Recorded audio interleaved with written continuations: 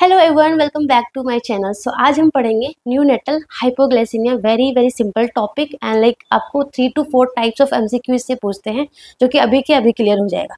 ठीक है, so first is neonatal hypoglycaemia कब बोलेंगे? When the RBS is less than 45 mg पर डीएल। लेस देन 45 mg पर डीएल। आपने न्यूनेट्स का शुगर चेक किया and it is less than 45, it means it is hypoglycaemia. ठीक है ना। सो देखो क्या हो सकता है, ये सिम्टोमेटिक्स भी हो सकता है और एसिम्टोमेटिक्स भी हो सकता है। एसिम्टोमेटिक्स मतलब कि आपने शुगर चेक किया बट बेबी में कुछ भी सिम्टम्स नहीं दिख रहा था। ठीक है ना। एंड सेकंड क्या हो सकता है कि सिम्टम्स होगा, बच्चे को कुछ सिम्टम्स आ रहा होगा एंड आपने शुगर चेक किया, it means it is hypoglycaemia, less than 45 आ रहा था। ठीक है ना। तो सिम्टम्स में क्या क्या आते हैं? So most common symptoms, very important, most common symptoms क्या है? मोस्ट कॉमन सिम्टम्स है जिटरनेस और ट्रेमर्स।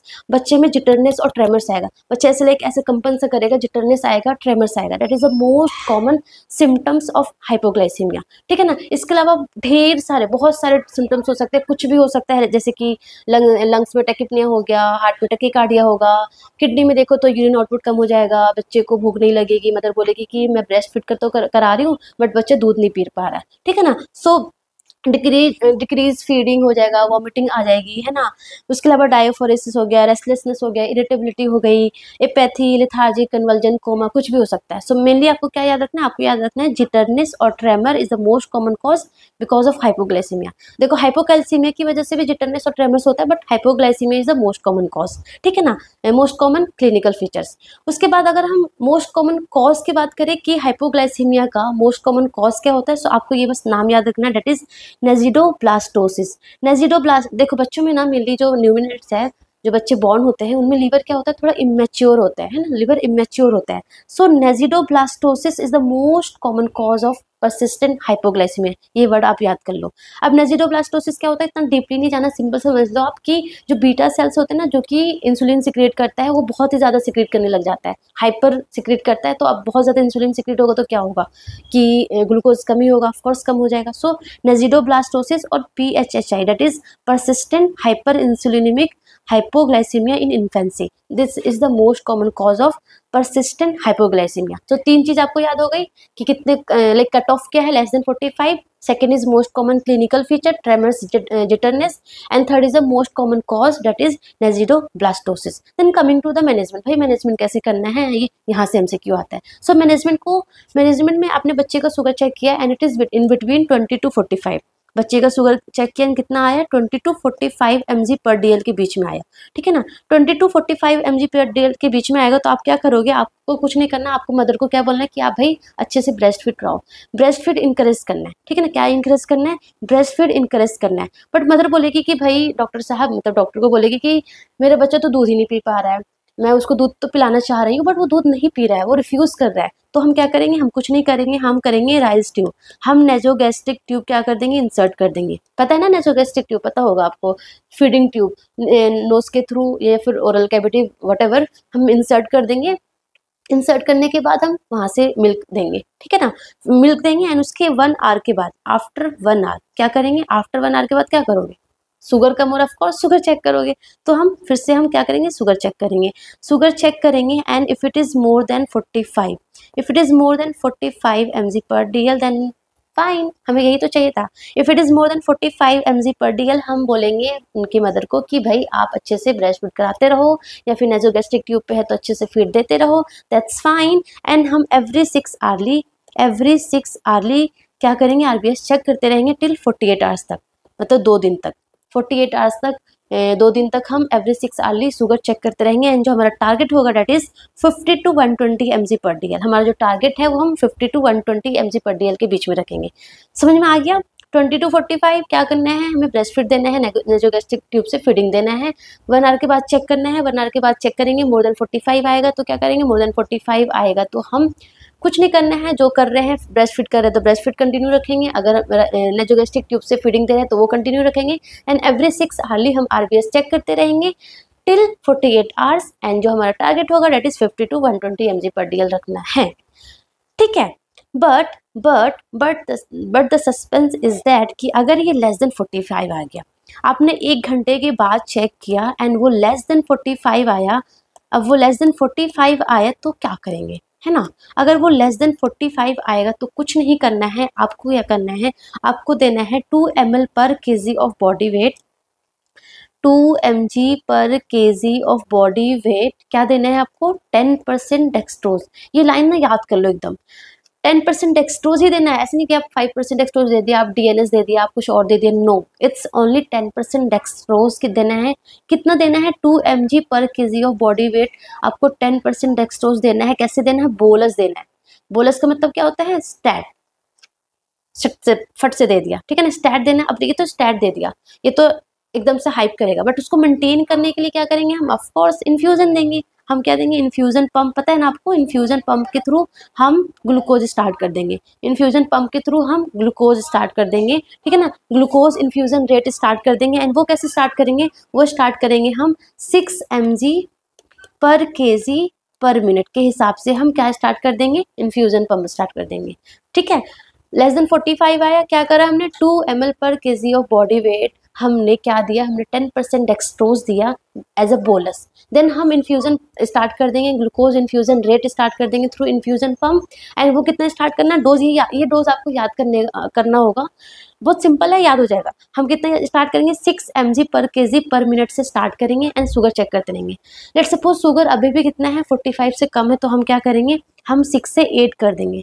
6 mg से हम कितना mg कर देंगे, 8 mg पर केजी पर मिनट स्टार्ट कर देंगे। फिर से हमने शुगर चेक किया, फिर से वो कम है, तो हम 8 से कितना कर देंगे, हम 10 कर देंगे, 10 mg पर केजी पर मिनट स्टार्ट कर देंगे। फिर से हमने चेक किया, फिर से वो अभी भी कम है 45 से, तो हम क्या करेंगे, 10 से हम 12 कर देंगे, एंड 12 mg पर केजी पर minute is the maximum dose. इससे ज़्यादा हम एक्सीड नहीं करेंगे, this is the maximum dose. कैसे इंक्रीज करना है, 2 से इंक्रीज करना है, 6 से स्टार्ट करना है, एंड 12 इज द मैक्सिमम, 6, 8, 10, 12।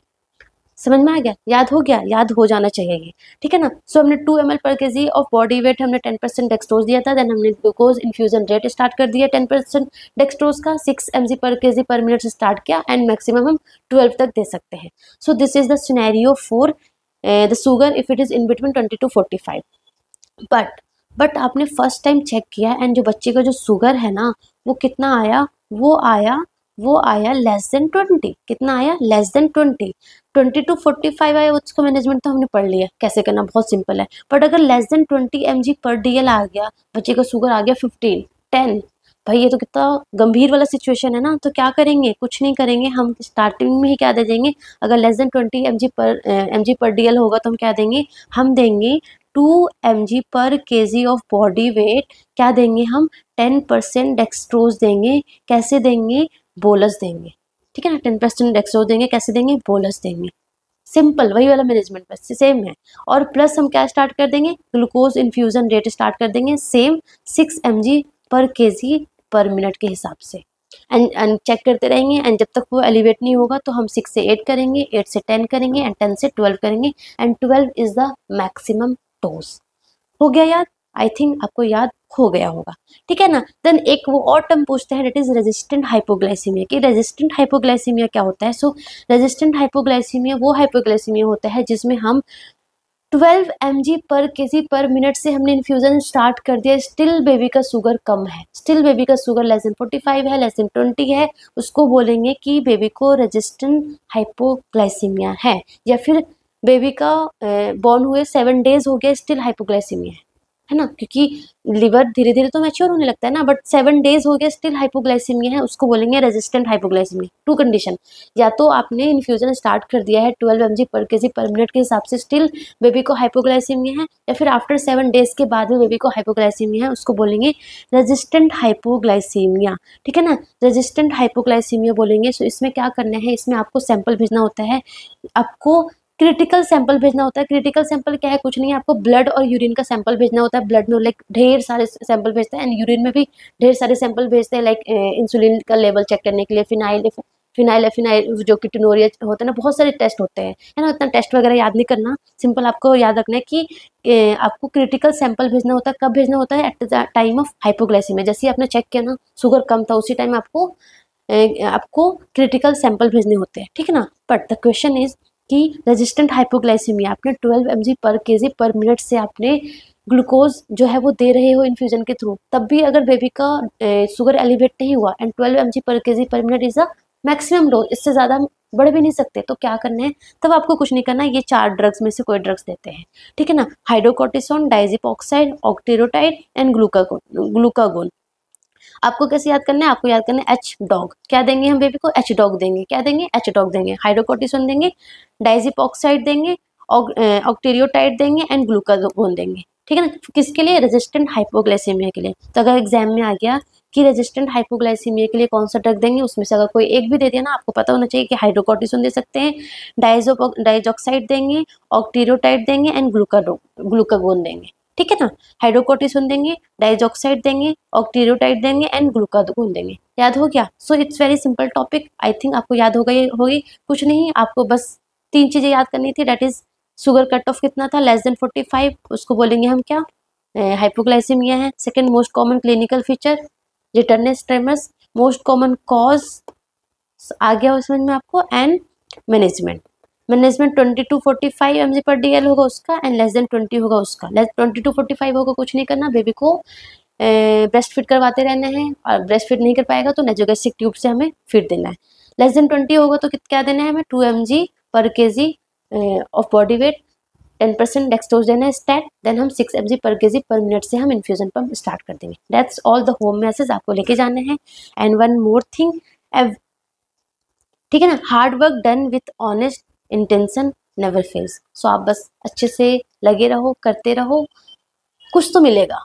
कुछ जो आपके लिए बेस्ट होगा वो आपको मिलके रहेगा, बस आप अपना 100% देते रहो। Okay, so that's all, thank you so much, all the best.